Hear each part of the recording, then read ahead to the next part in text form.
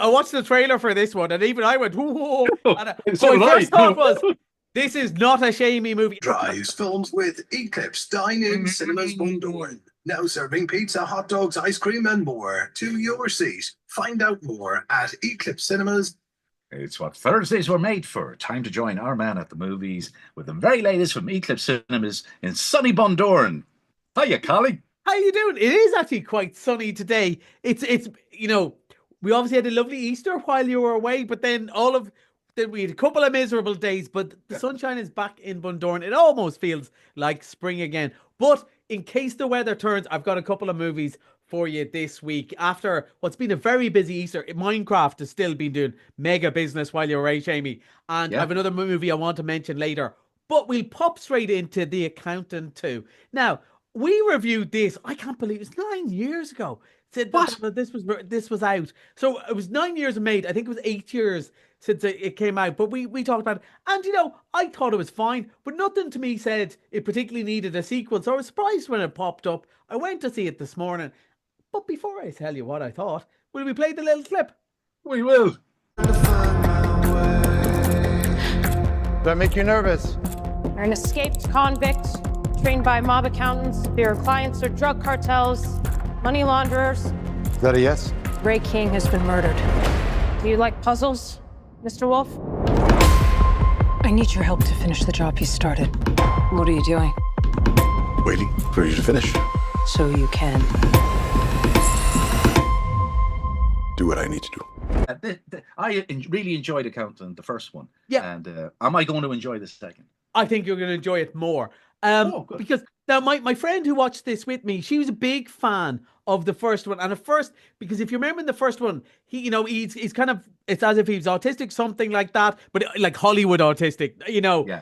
And in the way that they are, like, he's this genius at these things, he's awkward socially, but he kind of makes an effort to engage socially at the very end of the last one. This one starts off, he's trying speed dating and stuff like that. So it's played for laughs at the start. And I'm pretty much all the way through. Straight away it goes, don't take this too seriously. And then it goes to be like just a load of crack, ludicrous story.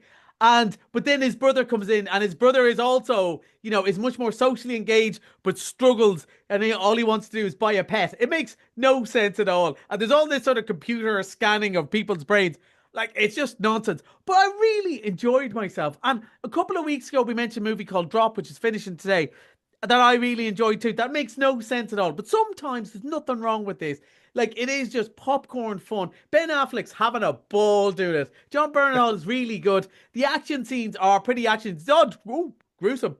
But mostly it is that sort of Hollywood action, good crack. Really, bad guys get it. Mostly good guys don't. And it's just good fun, but surprisingly funny, Shamey. Yeah. Really quite good jokes, good laugh, good sense of what it is. It knows what it is. It knows it's just pure entertainment. It's not trying to pretend to be anything else. And I have to say, great, for everyone who's a bit chocolated out after Easter and maybe is just looking for one last hurrah this weekend, this is just good fun. They will enjoy this. I think if you like the first one, you'll definitely enjoy it. But it is much funnier. That's much funnier. Okay. Looking forward to that. The Accountant 2, which is now showing Tomorrow. Tomorrow. Okay. All right. Okay. You really are welcoming me back to the radio. A survival horror film. You know what I think of these. So I'm going to watch. Dawn. Yeah, I watched the trailer for this one, and even I went, whoa. So my first did I. thought was, this is not a shamey movie. And I'm going to mention quickly a horror that is a shamey movie in a minute. But Until Dawn, now I think it looks like good fun for those like horror because there's a bit of a twist in it. So it's these people, young people, they're trapped in this thing, they're being hunted and killed. But it's kind of like in a Groundhog Day. Each night it's a different bad guy, and it's like one time it's like something out of Nightmare on Elm Street. The next time it's like Friday the 13th. The next time it's monsters. But there's only so many nights this can happen to you before you die in real life. So they have to figure out what's going on. They're trapped in. So Groundhog Day meets horror movies. Again, sometimes it's who this is for. 17-year-old Collie would have thought this was the greatest movie ever, I'm pretty sure. Because that sort of Friday night, it would have been a video from X-Vision for me back then. But, the ratings have changed. I'd be allowed into the cinema now. And this looks good, gory fun for people who like a horror. And we've had all this arty stuff. and all this children-friendly stuff this Easter. So the people who like this are going to enjoy it. Until Dawn, I think this looks like a cut above, and there's a lot of cuts in it, but a cut above the normal horror movie. But good crack.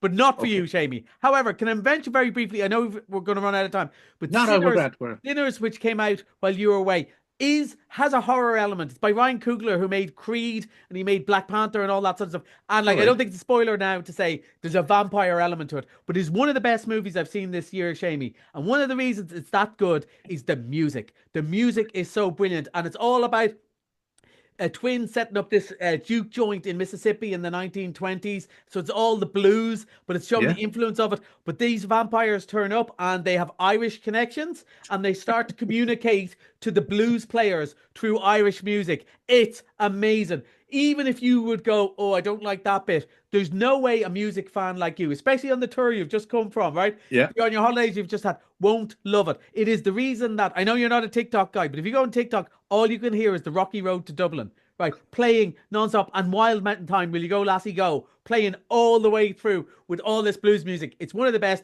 and I'm going, before it leaves the cinema, I'm going to get you to go and see that. Okay. What's the title? What's the title? Called Sinners. And I think it's going to do really well in the Oscars next year.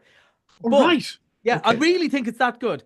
And we had 70 people turned up to see it, which is unusual on the other night, which is unusual for a movie that doesn't have a sequel or isn't like a superhero or something on it. So it's a great movie. So we've got Goldbeak. Now, you said off air, this looks interesting if you're 6. And that you banged it on. That was dead right. This is one for the little ones. Yeah. It's a fun story that we've kind of seen before. He's an eagle. He's raised by a family of chickens. He doesn't know if he's a chicken or an eagle. I would imagine it's going to turn out that there's something to be taken from both sides of his culture there. You know, this is what it is. It'll be nice for the people it's nice for. We also have a 20th anniversary of Revenge of the Sith. I can't believe that's 20 years old. Now, 20 years old. I am a man of the era. I was born in 1973. I am very much Star Wars, one of the first movies I saw in the cinema. I love Star Wars. Mark Hamill was my hero, still is, to be honest with you. Yeah. And loved Star Wars. And then the prequels came out. And like, I can say it now, they were rubbish, right? They really were quite rubbish. But loads of people liked them, but I don't judge them for that. Like, in a world of the Beatles, for years I listened to the band Poison. Do you know, I chose to listen to Poison about the Beatles. There's nothing wrong with liking these. But even people who are a bit cynical about them like me would say, Revenge of the Sith is the good one of the prequels. Yes. That was the one you go, oh, they kind of got it right. This is the one where he finally becomes Darth Vader. And it's one of those movies, you know what happens. It's how you get there. And it was cool and it was fun and it's the best music. And so that's out this weekend. It's only shown a couple of limited times. Disney are very strict in this. They let it out for a couple of days and then it's gone. Gone again, Because they wanted it for their own stuff. So that's out too. And like, people who love it really love it. Right? So they will come and see it and enjoy it. All right, you're bringing back Missed It Monday, Bridget Jones, Mad About the Boy. Great movie. If there's anyone who hasn't seen it already, but like so many people went to see it. I haven't seen it. It's a huge hit and it's wonderful. And in a world that is a bit rough at the moment, you know, all you have to do is turn on the news. Bridget Jones is the antidote to that. They should have it on the HSE. They should donate watching Bridget Jones. It's a bit rude sometimes and it's lovely and everyone's fluffy and nice and I really enjoyed it. And I am not the target on it. It was a massive hit. One last chance to see it for only a $5. You can't go wrong. Okay. That's Collie on Movies. Get yourself down to Eclipse Cinemas. Till next Thursday. Enjoy the movies. Bye.